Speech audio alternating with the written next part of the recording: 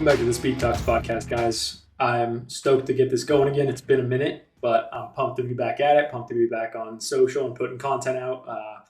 Took a little break, took a little hiatus, if you will, just to kind of hit the reset button and dial things back. I felt like I was just standing 2 inches in front of a cement wall, beating my head against it, expecting something to change and expecting to make progress. And I give this advice to my clients all the time.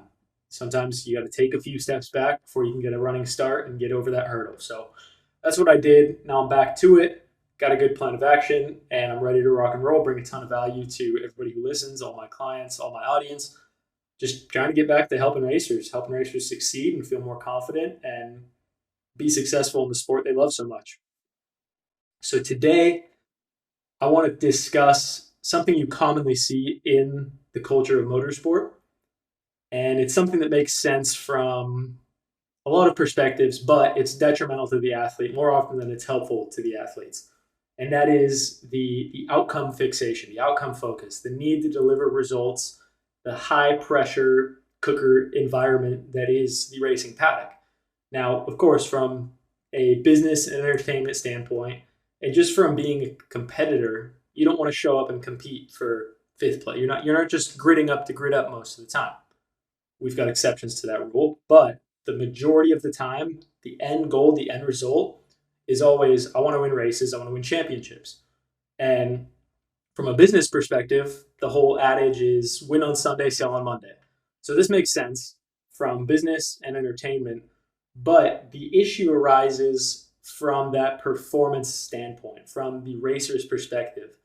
You're in this pressure cooker, and motorsport at its core is a flow sport. And what I mean by that is you have to be in the subconscious to be performing at your very best. There's times where we obviously use our conscious mind when you're building these subconscious programs so you can race at a very high level, when you're learning a new track, when you're making adjustments to your pre-programmed way of attacking a track, adjusting for conditions, checking environments around you, et cetera, et cetera, et cetera. I'll get into that in another episode. Probably we'll talk about conscious versus subconscious. But for now, I just wanted to establish that so you understand what I mean when I say it's a flow sport. If you're constantly thinking, your minds are constantly just going. If you're having to think about every single corner that you come to, okay, I need to brake here, I need to turn here, you're going to be behind. You're not going to be able to keep up with it. Our conscious mind is not fast enough. Our subconscious mind, in fact, is anywhere between 2 million to 20 million times faster than our conscious mind based on various studies. So the problem then arises in this flow sport when you put these athletes in this pressure situation and you put these expectations on them and you have them thinking about it and fixating on it, even while they're racing. The second that they think, oh, shoot, I can't make a mistake into this corner, is the second that their brain hemispheres disintegrate, they stop communicating effectively, and they're snapped out of that flow state. They're no longer in that flow state. They're no longer in that optimal performance state. And they're making mistakes, they're pushing too hard, and they're fixating on that outcome more than they are on the things they can control. So I'm going to take a look at my notes now, make sure that I am on track here. So yeah, outcome fixation, tension, overthinking, those all lead to what we just talked about, dropping out of the flow.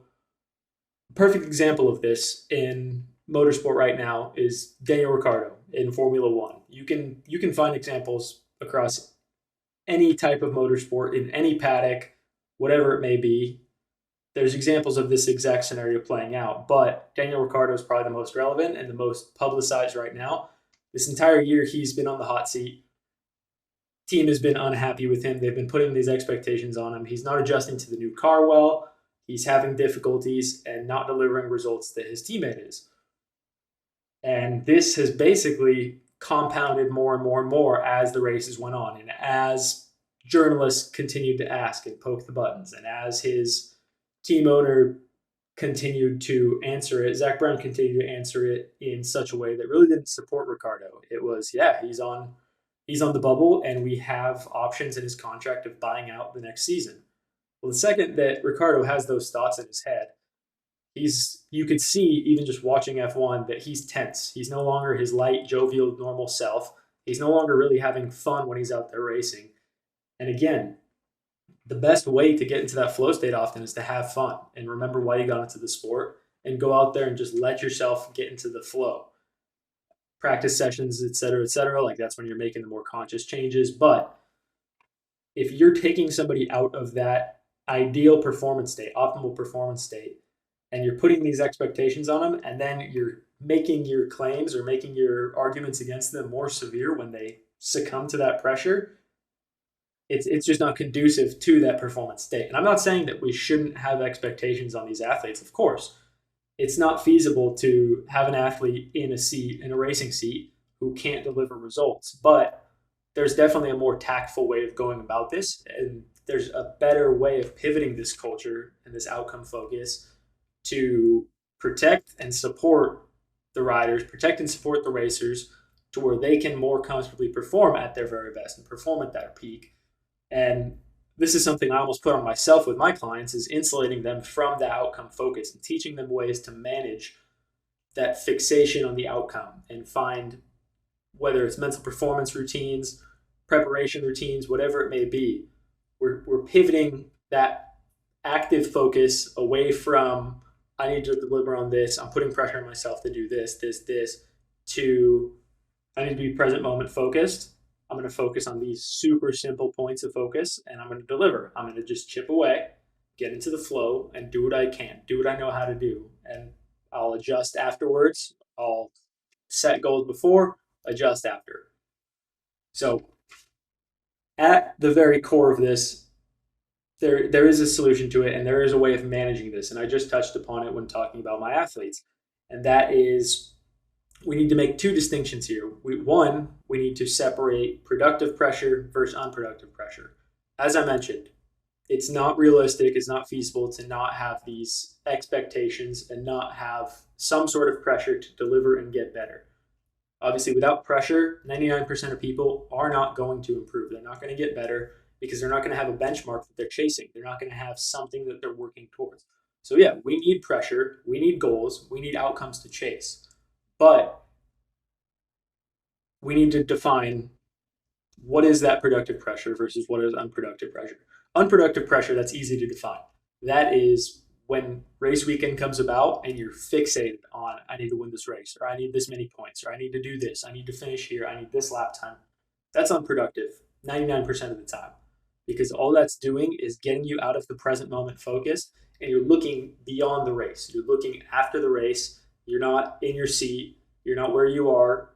And that's going to take you out of that flow state, and it's going to lead to more pressure because you're making mistakes. The outcome's drifting further and further away, and you're squinting off into the distance trying to chase this outcome that's escaping you because you're making mistakes and because you're pushing too hard and you're not performing optimally. So, needless to say, we don't want to be focusing on that kind of pressure during the weekend. We want to get rid of unproductive pressure as best we can. What's productive pressure then? Well, productive pressure is putting pressure on yourself between race weekends. Are you doing the most to get better? Are you doing the most to move the needle towards that goal incrementally, day by day by day, getting 1% better every single day, taking advantage of the compound effect? If so, great. That's productive pressure, and you're delivering on that productive pressure. If not, maybe you need to find a routine early in the day to put that pressure on yourself and remind yourself of those outcome goals that you're chasing, of these things that you are pursuing and going after and are working so hard towards. So it really does depend on how you're leveraging pressure and when you're applying this pressure to yourself. And probably don't need to reiterate the fact that we want to be utilizing and taking full advantage of that productive pressure that we just defined. The next thing and the last thing that we need to discuss here is process versus outcome, as well as circle of control. So process versus outcome, I pretty much defined it by the productive pressure, but to reiterate, our outcome goals are ones that we're setting. I want to finish in this position, I want this lap time, whatever. Our process goals are the things that will get us to that point. So whenever I have an athlete set an outcome goal, I want them to first split everything that is required for that outcome goal into two columns. Things we can control, things we cannot control. The things we can control, those are going to be the things that are our process goals.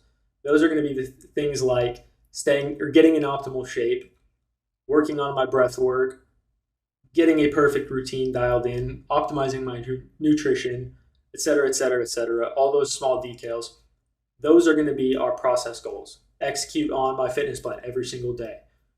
Properly perform my routines, pre-race routines, pre-practice session routines every single day, so on and so forth. So those are our process goals. And that is where the majority of an athlete's time needs to be spent when it comes to racing. And that is what we want to move towards. And that's what I encourage you and I encourage all my athletes to do with their goals. It's great to have, I want to be a champion.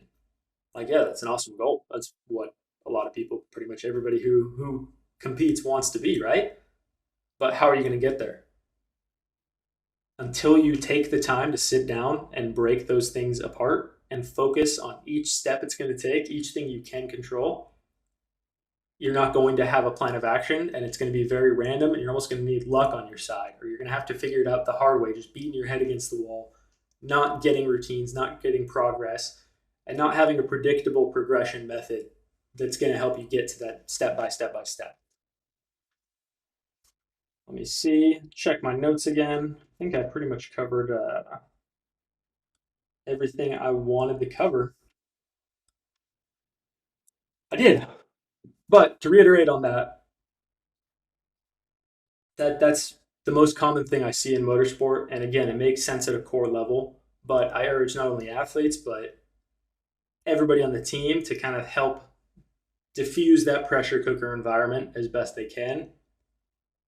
And just think about it from the perspective of, do you want your athlete to go out there tense and gripping the handlebars tight and pushing super hard, or do you want them to go out there relaxed? After the race weekend, that's the perfect time to split the performance into two columns: things you can control, things you cannot. Of the things the athlete can control, how did they do? Did they check those boxes? What did they need to work on? Where were their strengths? Where were those weaknesses? And address those. And obviously, if an athlete, if a racer or yourself is failing to deliver on those items of control, on those process goals time and time and time again, then yeah, it's probably time to reconsider and possibly have to move on and part ways or make some changes. But to put somebody in a position like Daniel Ricciardo was put in, for the example that we brought up earlier, again, it's just not conducive to performance, and it's not really supporting that athlete as best they can. It's understandable. F1's a huge money business, and the need to deliver is amplified 100 times over from most other motorsport series. But like I said, there's ways that can just be pivoted slightly, and methods of insulating the driver, insulating the athlete from that. And that's one thing that I feel I have the privilege of doing with my athletes, is helping them navigate that pressure cooker and diffuse it and find ways of coping with pressure, coping with anxiety. So I hope the things I talked about in this podcast helped out. Try to keep it short and sweet, just a heavy hitter, get as much information in here as possible. If you got value out of it, I wouldn't be opposed to you guys subscribing, wouldn't be opposed to you guys following along or whatever. Social media, I'm either Ethan Chaplook or Coach Chaplook. That's about it. So until next time, appreciate you guys tuning in. Take care.